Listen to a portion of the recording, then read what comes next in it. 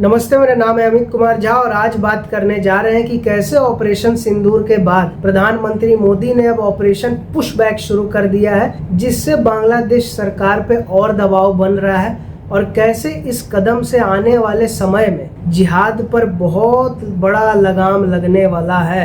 आज इन्हीं सब विषयों पर चर्चा करने जा रहे हैं। तो ऑपरेशन सिंदूर, जिसमें पहलगाम आतंकी हमले के बाद 9 से ज़्यादा आतंकी ठिकानों को बर्बाद किया गया और 100 से ज़्यादा आतंकवादी भी इसमें समाप्त हुए, इसके बाद भारत सरकार ने ऑपरेशन पुशबैक शुरू किया है। हालांकि ये कोई इसको ऑफिशियल नाम नहीं है, लेकिन सरकार ने कदम उठाने शुरू किए हैं जिससे जितने भी अवैध घुसपैठिए हैं पूरे देश में, चाहे बांग्लादेशी हो, रोहिंग्या हो, सबका फटाफट पता लगाया जा रहा है। क्योंकि ये गृह मंत्रालय और BSF का राज्य सरकारों के साथ मिलकर ये जॉइंट ऑपरेशन चल रहा है। जैसे नक्सलियों को निपटाने का जॉइंट ऑपरेशन चल रहा है, उसी तरह घुसपैठियों को भी लात मार के बांग्लादेश भेजने का ये जॉइंट ऑपरेशन चल रहा है, जिसे ऑपरेशन पुशबैक कहा जा रहा है। इसमें और बाकी घुसपैठियों को जो आज तक भारत सरकार ने भेजा है, फ़र्क क्या है? हालांकि दोनों 1946 यानी कि 1946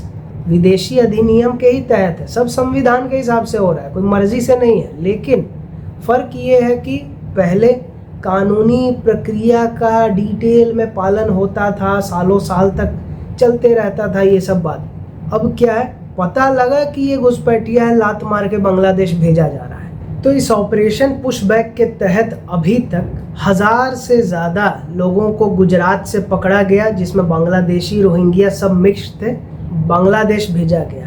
300 के आसपास राजस्थान में पकड़े गए, बांग्लादेश भेजा गया। और आसाम और बॉर्डर के जितने भी स्टेट हैं उनसे भी पकड़ा जा रहा है, सबको बांग्लादेश फटाफट बिना ज़्यादा लंबी प्रक्रिया के भेजा जा रहा है। अब इसमें सबसे बड़ा जो अग्रेसिव होकर किरदार निभा रहे हैं नेता, मुख्यमंत्री, वो है हिमंता बिस्वा शर्मा। एक तो असम सटा हुआ है, दूसरा NRC को लेके असम में खूब विरोध हुआ था, और तीसरा काफ़ी घुसपैठिया है असम में। ओरिजिनल असमिया मुसलमान से ज़्यादा बांग्लादेशी मुसलमान है असम में। इस वजह से हिमंता बिस्वा शर्मा ने साफ कह दिया है कि मेरा राज्य में तो हम एकदम बांग्लादेशी मुक्त करेंगे, पता चलेगा फटाफट भेजेंगे, और ये कार्रवाई चलती ही रहेगी जब तक कि एक एक बांग्लादेशी असम से निकल नहीं जाता। ये जो कार्यक्रम है घुसपैठियों को निकालने का, हालांकि 1970 से ही हो रहा है, लेकिन क्योंकि कांग्रेस की सरकारें रही हैं राज्य में भी, केंद्र में भी, और बाकी विपक्ष के लोगों की, तो उनका तो ये सब घुसपैठिया वोट बैंक रहा है। इस वजह से वो सब लंबी प्रक्रिया में गए हैं। अगर किसी को निकालने की कोशिश भी की है तो सालों साल लग जाता है निकालने में। और इस तरह से बॉर्डरों को मजबूत भी नहीं किया, फेंसिंग भी नहीं की, जिस वजह से कोई बाहर किया तो फिर से घुस आता था, थोक में घुसता था।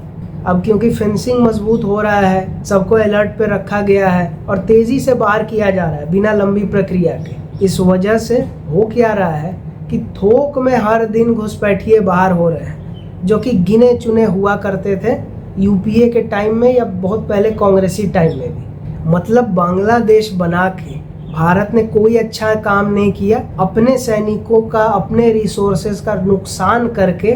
एक दूसरा मुसीबत पाकिस्तान था ही, एक बांग्लादेश हमने बनाया। वहाँ तो अंग्रेज़ों ने बनवाया, इसमें भारत के भी लोग शामिल थे, नेहरू हो, जिन्ना हो, वो अलग चीज़ है। यहाँ तो डायरेक्ट हमने बनाया, एक मुसीबत मोल ले ली, हेडेक। और ये अभियान इतना तेज़ी से हो पाने का एक तो इच्छा शक्ति कारण है, और दूसरा कारण है कि हाल ही में जो सुप्रीम कोर्ट ने कह दिया कि भारत कोई धर्मशाला नहीं है, इससे क्या है कि सरकार को बल मिला कि इस ऑपरेशन को और तेज़ किया जा सकता है। कि अब सुप्रीम कोर्ट सर पे नहीं आएगा कि देखो बाहर कर रहा है, मानव अधिकारों का उल्लंघन, ये वो, दिस दैट। तो सुप्रीम कोर्ट तुरंत अब नहीं बोल पाएगा। कुछ जजों का तो मन होगा बोलने का कि हम सू मोटो लेके सुनवाई करें, लेकिन क्योंकि सुप्रीम कोर्ट के बाकी जजों ने ये टिप्पणी कर दी, तो जिनका मन भी होगा तो उनको अभी कुछ समय तो चुप रहना पड़ेगा, क्योंकि भारत सही में कोई धर्मशाला नहीं है। और फर्जी जो मीडिया वालों ने देश का भी विदेश का भी जो फैला रहा है कि भारत ने कई सारे रोहिंग्याओं और बांग्लादेशों को अंडमान निकोबार के पास फेंक दिया, समुद्र में मरने के लिए छोड़ दिया, और कुछ जिंदा बांग्लादेश पहुंच गए तो उनके परिवार वाले मिसिंग है। ये रिपोर्ट सुप्रीम कोर्ट में भी कुछ लोगों ने पेश किया। सुप्रीम कोर्ट ने कहा कि भाई एक तो भारत पाकिस्तान का तनाव चल रहा था, क्योंकि ये थोड़ा पुराना बात है, और उसी बीच तुम ये क्या झूठ मूठ का कपोल कल्पना बता रहा है कि भारत सरकार ने समुद्र में फेंक दिया। भाई सब कुछ लीगल तरीके से पुशबैक ये जो है चल रहा है, सब संविधान का हिस्सा है, अपने से कुछ नहीं हो रहा है। इसलिए नाटक बंद करो और देश छोड़ के तो जाना ही पड़ेगा। तो यूएन दबाव बनाने में लगा हुआ है कि एक तो बड़ी ही मुश्किल से रोहिंग्या आ गए भारत में जान बचा के म्यांमार से, अब वापस उनको भेज रहा है, उनके साथ तो प्रताड़ना होगा। भाई इतना मुस्लिम देश है, वहाँ जाओ। अब बांग्लादेश आया तो वहीं रहो, बांग्लादेश से भारत में क्यों घुस रहा है? इस्लामिक कंट्री में जाओ ना, सबको यहीं आके मरना है। और वैसे भी यूएन का कोई अधिकार नहीं है भारत को कुछ भी बोलना, और भारत ने किसी भी तरह की यूएन की शरणार्थी वाली संधि कभी साइन ही नहीं की है, और इस वजह से भारत पे कोई यूएन या कोई और अंतर्राष्ट्रीय संगठन निंदा कर सकता है, दबाव नहीं बना सकता, क्योंकि जिन्होंने साइन किया है उसको पसंद हो नहीं हो, कहीं से भी शरणार्थी आए उसको रखना ही पड़ेगा, जगह देनी ही पड़ेगी, रहने का खाना पीना देना ही पड़ेगा। भारत जो है वो कोई ऑफिशियली बाउंड नहीं है कुछ भी ऐसा करने का, फिर भी एक मानवीयता के तौर पे डिटेंशन सेंटर में लोगों को रखा हुआ है, खाना पीना दे रहा है, और लोगों को उनके वापस जगह भी भेजा जा रहा है। तो ये मामला और ये प्रक्रिया सब धीरे धीरे चलता था पहले, क्योंकि एक तो बांग्लादेश से ठीक ठाक रिश्ता भी था, और बहुत पहले कांग्रेसी टाइम में तो क्योंकि वो सब वोट बैंक था, फर्जी आधार बना दो, फर्जी वोटर आईडी कार्ड बना दो, वोट बैंक के रूप में इस्तेमाल करो। अब क्योंकि बांग्लादेश से रिश्ता ठीक नहीं है और ये मोदी सरकार है, ऐसे ही वोट नहीं देता है, तो वो रख के क्या होगा, निकलो यहाँ से, अवैध है ही। तो सबको भेजा जा रहा है बिना किसी प्रक्रिया के ज़्यादा लंबा में लगे हुए।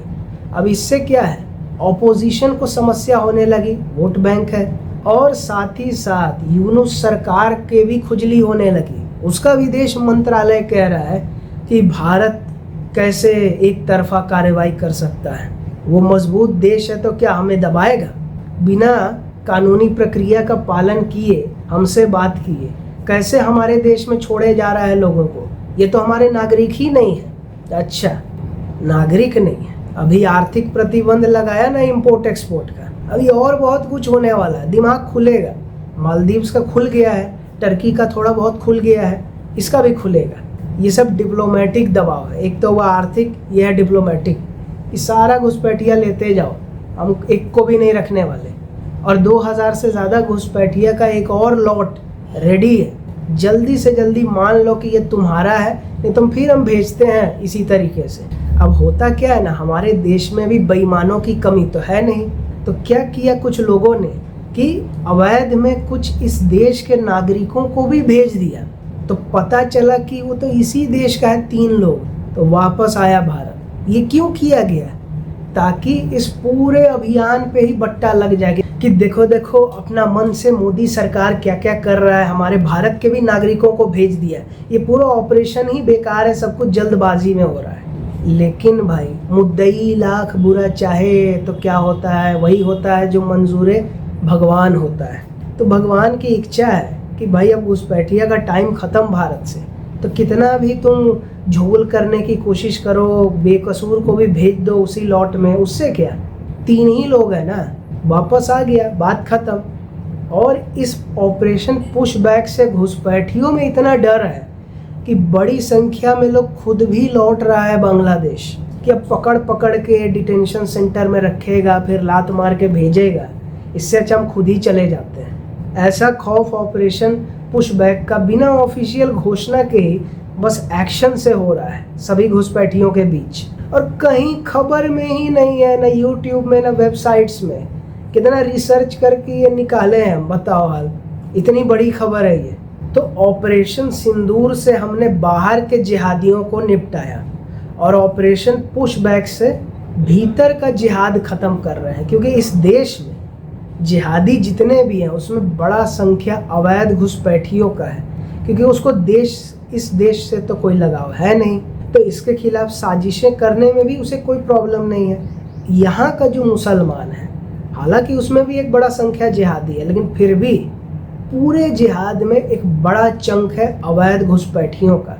एक बार वो साफ हो जाए, ना के बराबर हो जाए, तो फिर यहाँ का जिहादियों पर एक्शन आसान रहेगा, क्योंकि पता रहेगा यहीं का है। तो यहाँ के जिहादियों पर एक्शन होगा, जिससे आने वाले दशकों में जिहाद इस देश में कम होगा और आपसी भाईचारा बढ़ेगा, जो कि बहुत ज़रूरी है।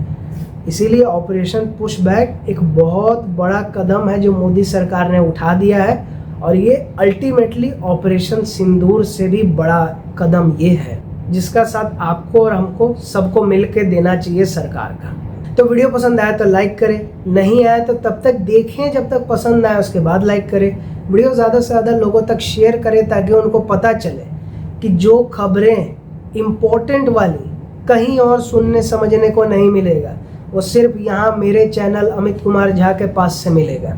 क्योंकि ये इतना बड़ा खबर अवैध घुसपैठियों को बाहर करने का फटाफट ये कहीं नहीं दिखाया जा रहा है, और दिखाया भी जा रहा है तो छोटा सा बोल दिया, बात खत्म। आलतू फालतू विषयों में लोग लगा हुआ है। और कमेंट करके ये बताएं कि वीडियो आपको कैसा लगा, आगे किस विषय पे देखना चाहेंगे, और सब्सक्राइब करके द अवेयर आर्मी का हिस्सा बने, ताकि जैसा बताएं टॉपिक कोई भी हो, खबर कोई भी हो, सही जानकारी के साथ सही विश्लेषण यहीं जानने और समझने को मिलेगा, जिससे आप बनोगे सही मायने में अवेयर। और जितना हो सके आर्थिक सहायता भी ज़रूर दें, क्योंकि सच को मजबूत करना ये आपकी जिम्मेदारी है एज अ दर्शक, एज अ व्यूअर। और आप मेरे इंस्टाग्राम चैनल को भी फॉलो कर सकते हैं, जो आपको दिख रहा होगा स्क्रीन पर। और वीडियो देखने के लिए बहुत धन्यवाद।